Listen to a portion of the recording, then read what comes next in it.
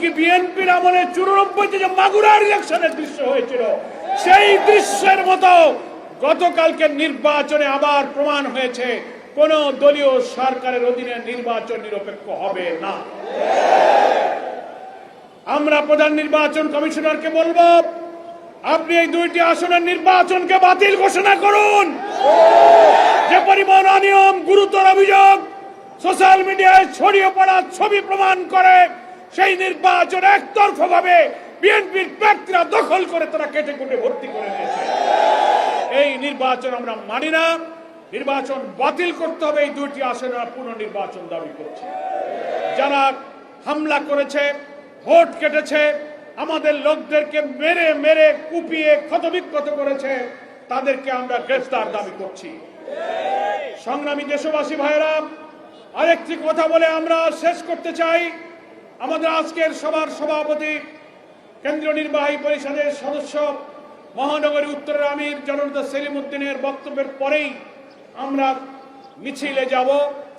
আমাদের আজকের মিটিং এর কথা হলো একটা, বাংলাদেশে ক্রমশ জনগণের ইচ্ছা এবং রায়ের বিরুদ্ধে আকাঙ্ক্ষাকে ধূলিসাৎ করার জন্য একের পর এক বিএনপি সরকার যে পথে আগাচ্ছেন, এই পথ হচ্ছে আপনাদের জন্য সর্বনাশা, অপরিণামদর্শী পথে আপনারা হাঁটতেছেন।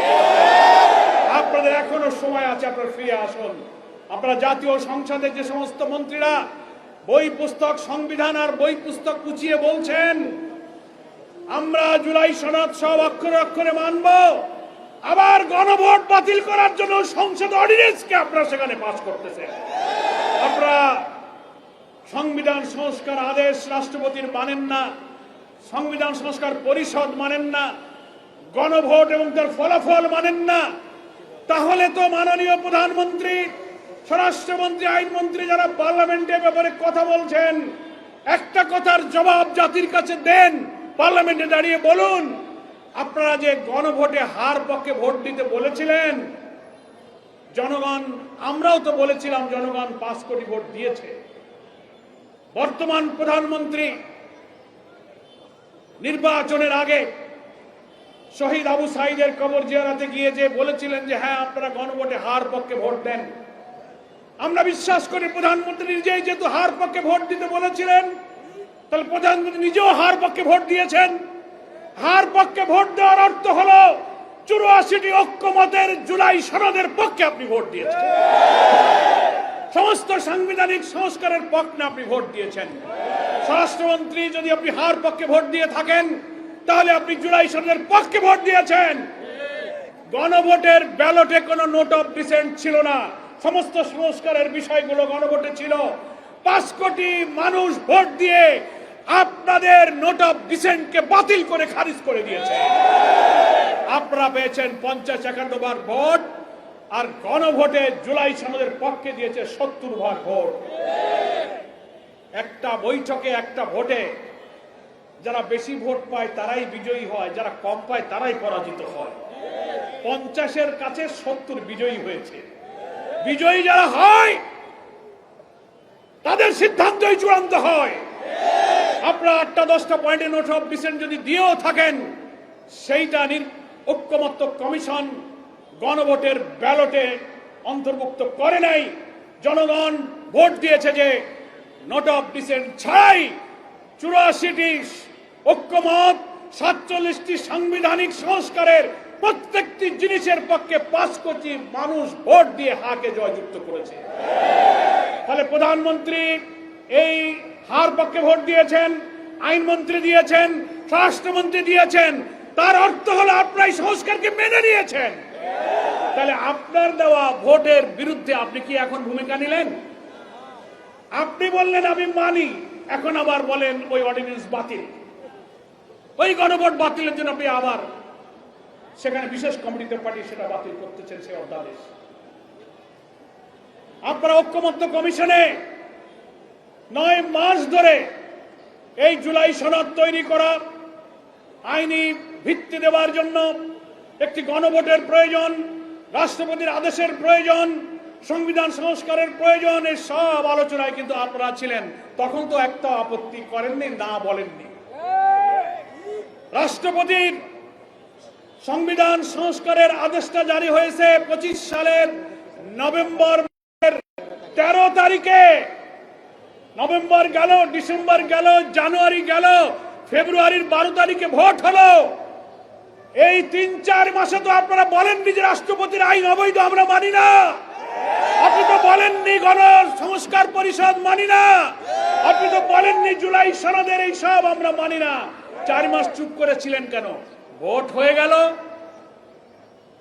ইঞ্জিনিয়ারিং হলো, সরকার গঠন করে চেয়ারে বসে এখন ফ্যাসিবাদী কর্তৃত্বশীলদের মতো ক্ষমতাকে কাজে লাগিয়ে জনগণের আকাঙ্ক্ষাকে আপনি বাতিল করতে চাচ্ছেন। তাহলে আমরা কি বলতে পারি না, জনগণ বলতে পারে না যে প্রধানমন্ত্রী, যে আইনমন্ত্রী, যে স্বরাষ্ট্রমন্ত্রী হাতে ভোট দিয়ে সংস্কারের পক্ষে দিল, এখন আবার সেই গণভোট বাতিলের জন্য আপনি আইন জারি করতেছেন? তাহলে আপনি কি বিচারিতা করছেন না? এটার কি জবাব দেবেন? আমরা বিশ্বাস করি আপনি যদি হাতে ভোট দিয়ে থাকেন, তার অর্থ দাঁড়ালো আপনার নিজের পক্ষে আপনি নিজে অবস্থান গ্রহণ করেছেন। তা যদি না হয় তাহলে আপনাকে বলতে হবে যে না, আমি গণভোটে হাতে ভোট দেইনি, নাতেই ভোট দিয়েছি।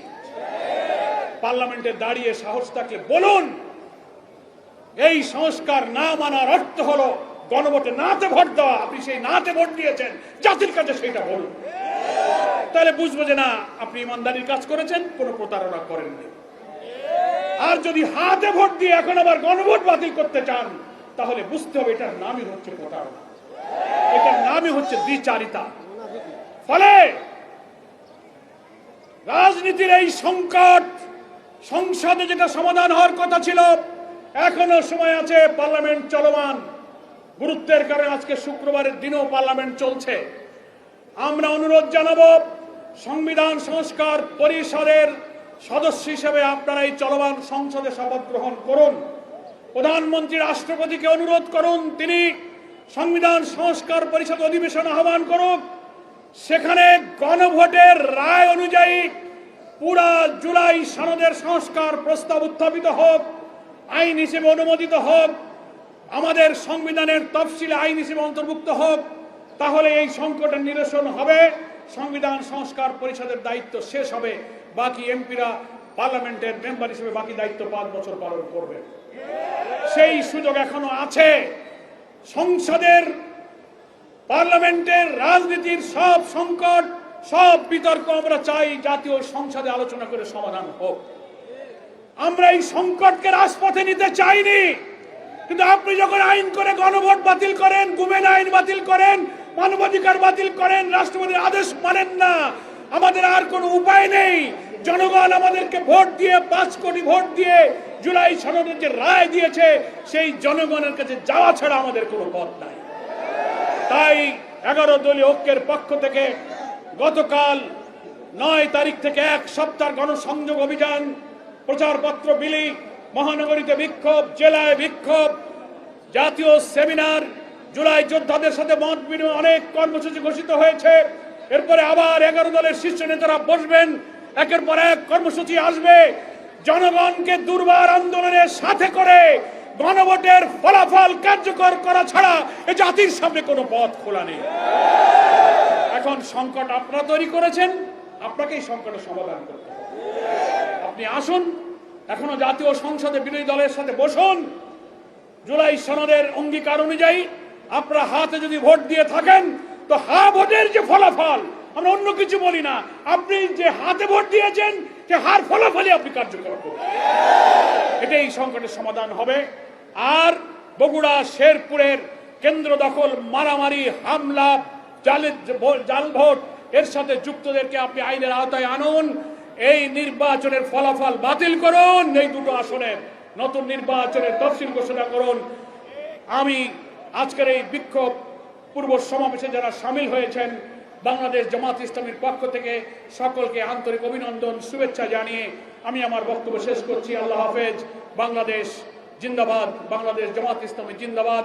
এখন সভাপতির বক্তব্য শুনবেন, সুশৃঙ্খল ভাবে ঐতিহ্য অনুযায়ী আমাদের মিছিল শুরু হবে ইনশাআল্লাহ।